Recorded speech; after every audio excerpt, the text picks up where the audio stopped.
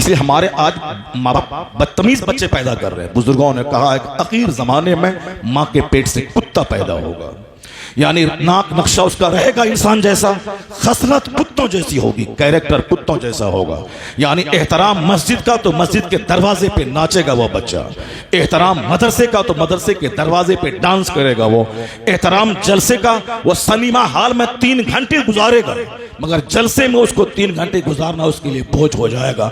जब से मस्जिदें वीरान हुई, मदरसा वीरान हुआ, जलसे वीरान हुए, अल्लाह ने मेरी जिंदगी को वीरान कर दिया, मेरी जिंदगी से सुकून खत्म हो गया, मेरी जिंदगी से चैन खत्म हो गया।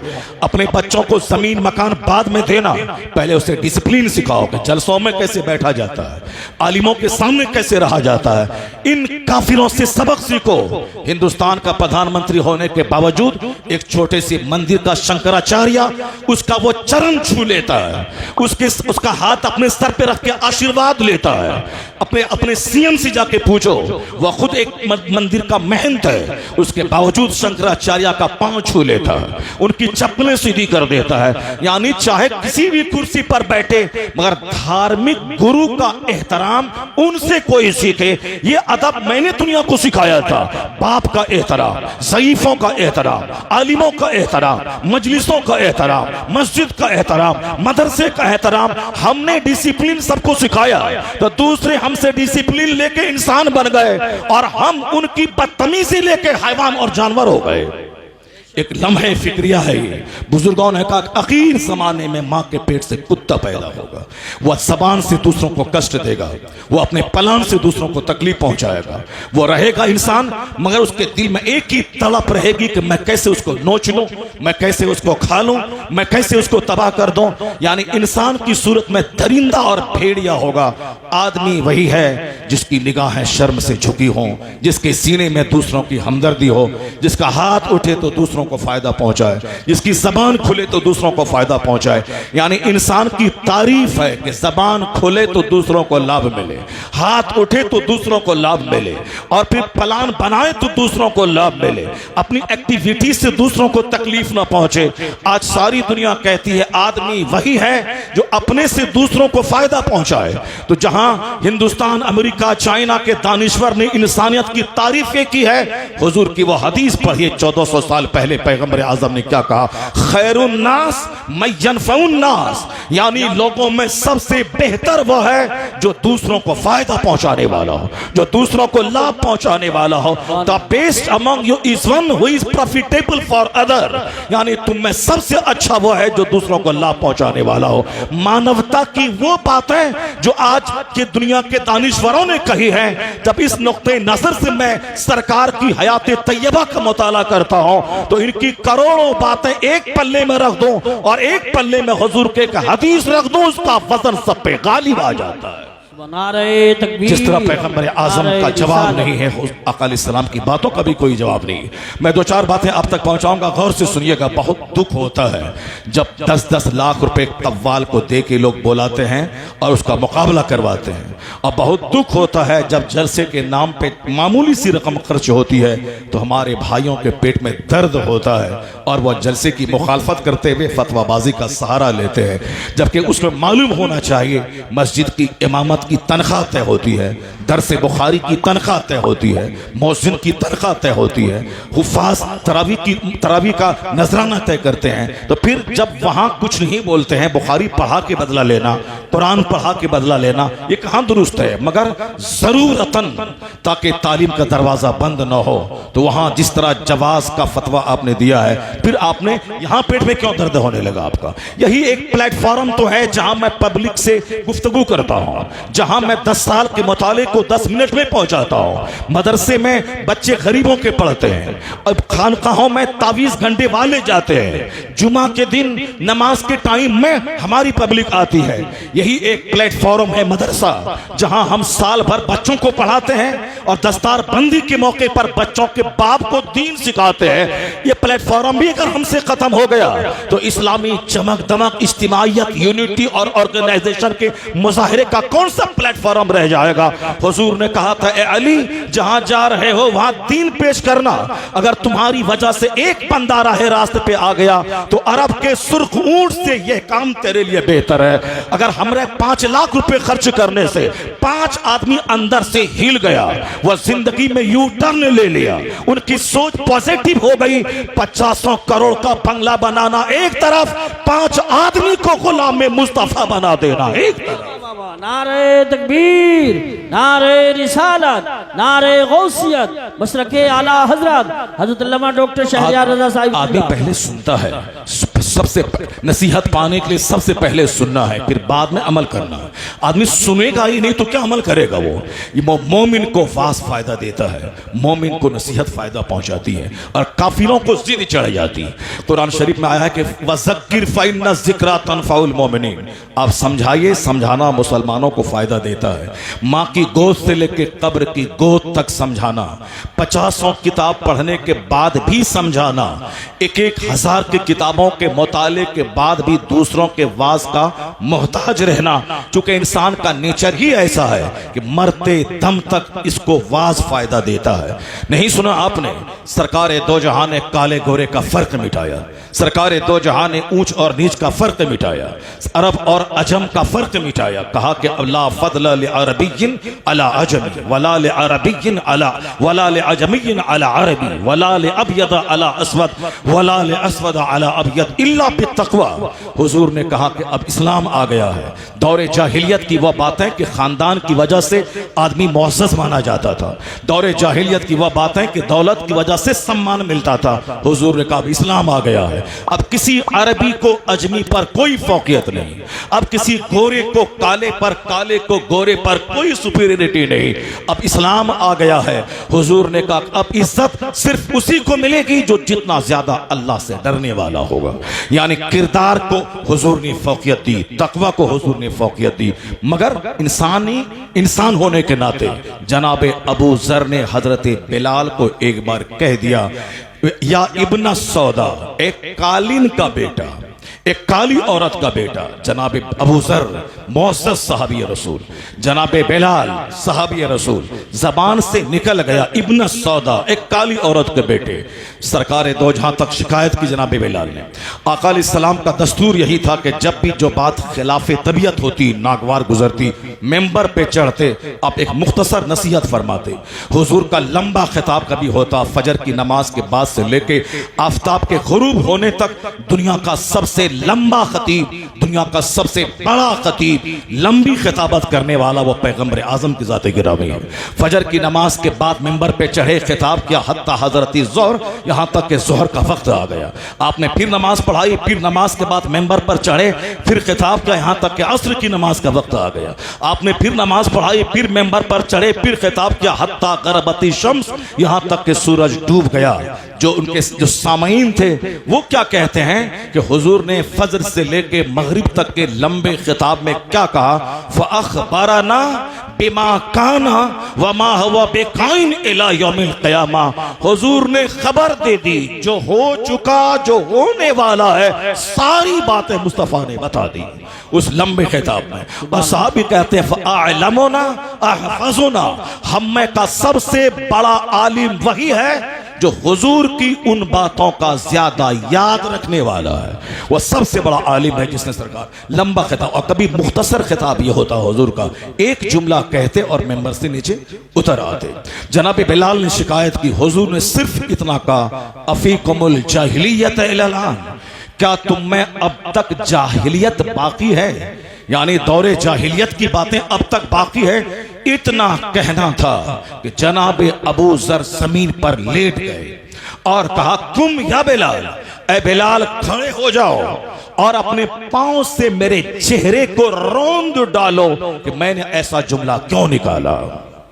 अल्लाह सबद, क्या कहा? बिलाल खड़े हो जाओ और तुम अपने पांव से मेरे चेहरे को रौंद डालो, क्यों इस तरह का जुमला मैंने निकाला। यह है एहसास, यह है फीलिंग, यह है गैरत। हुजूर ने गैरत को झंझोड़ा, आंखें नम हो गई, जमीन पे बिछ गए। मोमिन को नसीहत फायदा देती है, चाहे वो शेखुल हदीस क्यों ना हो, चाहे वो जितने बड़े आलिम क्यों ना हो। फौक कुल्ले ज़ी इल्मिन अलीम, हर इल्म वाले के ऊपर में इल्म वाला है। नसीहत मोमिन को फायदा देती है, सुनने से ज्यादा, बोलने से ज्यादा सुनना फायदा देता है। सरकार दो जहां ने अब्दुल्ला इब्ने मसूद से कहा कि कुरान पढ़ो। कहा सरकार कुरान तो आप पे नाजिल होता है और मुझसे आप सुनना चाहते हैं। हुजूर कहते हैं हाँ हाँ मैं तुमसे सुनना चाहता हूँ। अब्दुल्ला इब्ने मसूद कुरान पढ़ने लगे, आका अलैहिस्सलाम सुनने लगे। कौन सुन रहे हैं? जिन पर कुरान नाजिल हुआ है। और कुरान कौन पढ़ रहे हैं? जिसने हुजूर से सुना है वह कुरान पढ़ रहे हैं, सरकार सुन रहे हैं। कुछ देर के बाद जब तिलावत उनकी आगे बढ़ी तो सरकार ने उनकी तरफ इशारा करते हुए कहा चुप हो जाओ। वह जीना बिका अला हाउलाए शहीदा। जब इस आयत पर अब्दुल्ला इब्ने मसूद पहुंचे तो कहा हुजूर ने कि रुक जाओ। जब वह रुके और आंख खुली तो देखा कि हुजूर की आंखों से आंसू के कतरे रवां हैं। सरकार तो जहां कुरान सुना अपने सहाबी से, इसका मतलब यह निकला कि कोई बड़ा से बड़ा आदमी क्यों ना हो वो वाज का मोहताज होता है, वो वाज सुनना चाहिए उसको। सरकार तो जहां ने अपने गुलामों को एक तालीम दी, कुरान पढ़ना भी इबादत है और कुरान सुनना भी इबादत है। और कुरान सुनने से दिल नर्म होता है, कुरान सुनने से आंखें भीग जाती हैं, कुरान सुनने से सीने का घमंड टूटता है। आज घमंड ने मुझको तबाह कर दिया, आज गुरूर ने मुझको तबाह कर दिया। आज घमंड ही है जो मेरे जलसों को उजाड़ दिया, आज गुरूर ही है जो उलमा को तन्हा छोड़ दिया गया, आज गुरूर ही है जो मस्जिदों के इमाम को 5000 कमाने वाला बेकस और बेचारा समझ लिया गया। आज घमंड ही है जो किसी के दरवाजे पे कोई नहीं जाता। किसी को बिरादरी का घमंड है, किसी को शेख होने का घमंड है, किसी को पैठान होने का घमंड है, किसी को मालदार होने का घमंड है, किसी को गुजराती होने का घमंड है, किसी को बंगाली होने का गुरूर है। यानी जबान के नाम पे घमंड, दौलत के नाम पे घमंड, मुल्क के नाम पे घमंड, स्टेट के नाम पे घमंड, इलाके के नाम पे घमंड, नदी के इस पार नदी के उस पार के नाम पे घमंड। यानी घमंड ने आज दूरियां बढ़ा दी, गुरूर ने समाज से मोहब्बत को छीन लिया और इसको तोड़ने का कोई तरीका नहीं है। एक ही तरीका है सरकार की इस हदीस पर अमल कि ला फदला ले अरबिय्यिन अला अजमी। किसी अरबी को अजमी पर, कहां अरब कहां अजम, क्या हैसियत है गुजरात की, क्या हैसियत है महाराष्ट्र की, क्या वैल्यू है किसी दिल्ली और किसी राजस्थान की? कोई हैसियत नहीं है, हैसियत किसी की नहीं। कहां अरब कहां अजम। हुजूर ने कहा किसी अरबी को अजमी पर कोई फौकियत नहीं।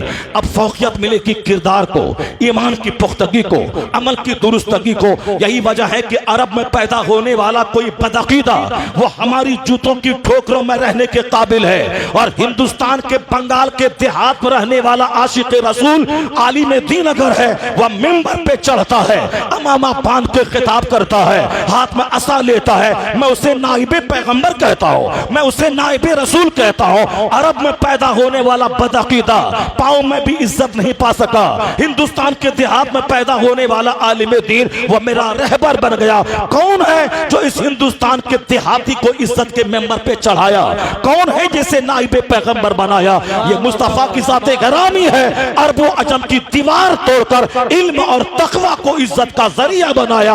आज भी मैं देख सकता हूँ मस्जिदों में बैरिस्टर का बेटा वह नीचे बैठा है, गाय चराने वाले का बेटा मिंबर पे चढ़ा है ताकि दुनिया देख ले वह 1000 बीघा जमीन जोतने का मालिक होता, फिर भी ये इज्जत ना मिलती जो इज्जत है इल्म ने, ईमान ने, तकवा ने अता कर दिया है। नारे तकबीर, नारे रिसालत, नारे गौसियत, मसलके आला हजरत मुफ्ती शहरियार रजा साहिब किबला मदरसा गुलशन मुस्तफ़ा। सरकार दो जहां की तालीमात नॉर्मल बनाने के लिए काफी, हुजूर का पैगाम सारा गुरूर तोड़ने के लिए काफी। हुजूर ने क्या कहा?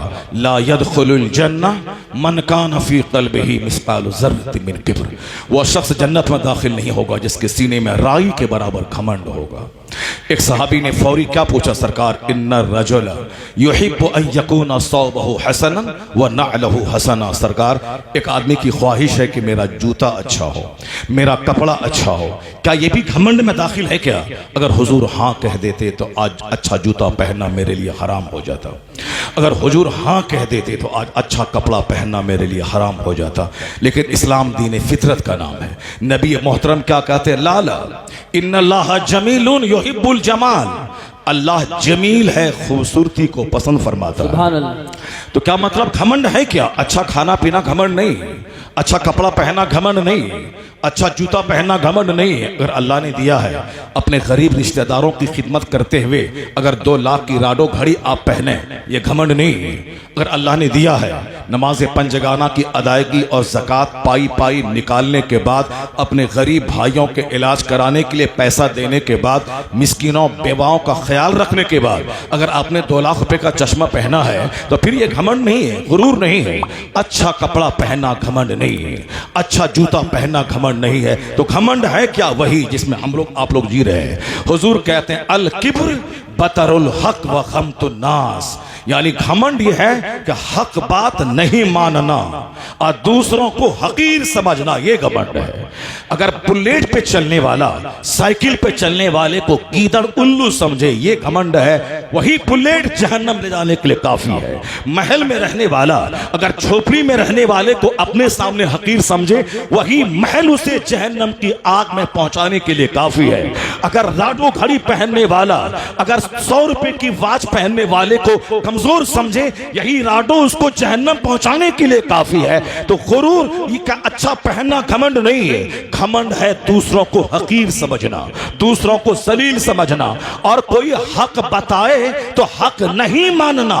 नहीं, मैं जो बोलता हूं वो सही है, वह मौलवी है तो क्या हुआ, मस्जिद तक इमामत करेगा, बाकी मैं प्रधान हूं, मेरी बात चलेगी, मेरी चलेगी, उनकी नहीं। वो इमामत नमाज पढ़ाने तक इमाम है, उसके बाद उससे कोई एडवाइस नहीं लिया जाएगा। मकान कैसे बनेगा मैं बताऊंगा, बच्चा क्या पढ़ेगा मैं बताऊंगा, शादी में 100 लोग बाराती बन के आएंगे मैं बताऊंगा, 100 स्कॉर्पियो से मैं बारात जाऊंगा, ये मैं डील करूंगा। जब से मैंने इमाम को सिर्फ नमाज तक इमाम माना, उन आलिमों से रहनुमाई हासिल करनी छोड़ दी, उस वक्त से सीने के घमंड कि आलिम कुछ नहीं है। जबकि बुजुर्गों ने कहा है कि 1000 बीघा जमीन का जोतने वाला 1 करोड़ नहीं 50 करोड़ की फैक्ट्री का मालिक, वो मालिक कहला सकता है, ओनर कहला सकता है, मैनेजिंग डायरेक्टर कहला सकता है, वो अकाउंट कहला सकता है, वो नवाब कहला सकता है। उत्तर प्रदेश के संभल के देहात का एक गरीब का बच्चा आलिम बनकर जब मुहर्रम में खिताब करने बंबई जाता है, वहां का अरबपति अपने मकान में बिठाकर एयरपोर्ट से हाथ में सूटकेस उठाकर अपनी 50 करोड़ की कार पे बिठा के जब घर में लाता है, कहता मुझे बहस नहीं कि तेरे घर पे छप्पर पे घास है या नहीं, तुम्हारा बाप मजदूर है, मैंने तुझको जो सम्मान दिया है वह सम्मान के पीछे सिर्फ एक फिक्र मेरी काम कर रही है कि मैं अरबपति हूं, मैं बिजनेसमैन हूं, मैं कैपिटलिस्ट हूं, मैं धनवान हूं, मैं मालदार हूं, ये सब मैं हो सकता हूं, मगर नाइबे रसूल तो तू ही हो सकता है, नाइबे पैगंबर तो तू ही हो सकता है। मैंने जो तुझको सम्मान दिया है दौलत देखकर नहीं, मकान देखकर नहीं, सिर्फ यह देखकर कि तू नाइबे पैगंबर है, नबी की बात बोलने आया है, मेरे से बढ़कर तू काबिल एहतराम है। सुभान अल्लाह, नारे तकबीर, काबिल एहतराम है, काबिल एहतराम है।